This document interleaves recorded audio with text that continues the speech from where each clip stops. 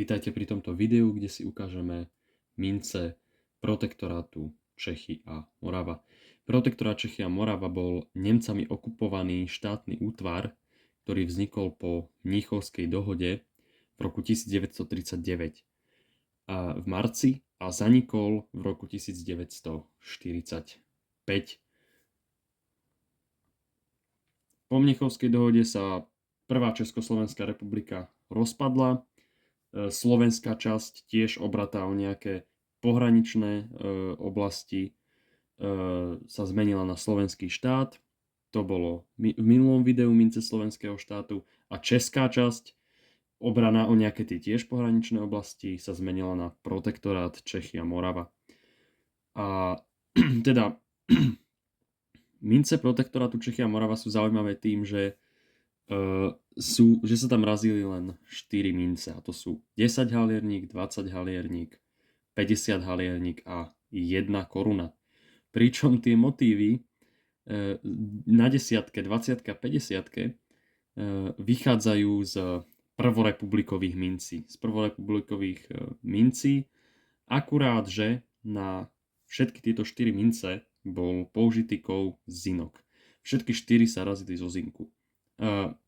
Z dôvodu toho, že keď prebiehala vojna, tak bol nedostatok tých ostatných kovov, museli sa používať na zbrane a prípadne tie drahšie kovy bolo treba tiež využiť. Zase ako peniaze sa dali použiť, lebo boli to drahé kovy, ale väčšina tých kovov bolo treba do tých zbraní a do mnohých tých vojenských záležitostí. A preto sa razilo zo zinku. Zinok je lacný kov, ľahko sa dá potom aj rozstaviť, ale zase tú životnosť nemá až tak dlhú, čo niekedy je vidno aj na týchto minciach. Takže 10 halierník, ten sa razil od roku 1940 do roku 1944. V roku 1940 sa vyrazilo 82 miliónov 114 000 kusov. Čiže vidíme tu vlastne nápis Čechy a Morava na spodku a pri vrchu vidíme nápis Čechy a Morava, ale v nemčine. Čož teda tiež svedčí o tom, že teda to bol protektorát, územie okupované Nemcami. Na 20 halierník, ten sa razil od roku 1940 tiež do roku 1944. Tento konkrétne z roku 1941.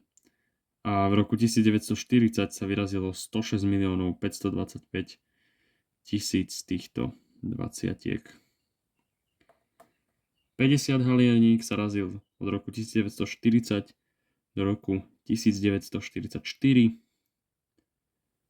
V roku 1940 ich bolo 53 miliónov 270 tisíc kusov vyrazených. Vlastne vidíme tu aj na tejto strane, že z toho leva je už odstránený ten slovenský znak, čiže zostal tu ten český lev bez toho slovenského znaku, ktorý sa zase neskôr pridal v obnovenom Československu. Dobre, poslednou mincou je 1 koruna, protektorátna koruna, ktorá ako jediná teda má ten vzhľad iný než prebratý z Československa, teda vzhľad tejto 1 koruny je zaujímavý, lebo ho teda neprebrali len z prvej Československej republiky. Sú to teda tieto lipové lístky a táto je z roku 1943. Razila sa od roku 1941 do roku 1944 a v roku 1941 sa vyrazilo 102 miliónov 817 tisíc kusov.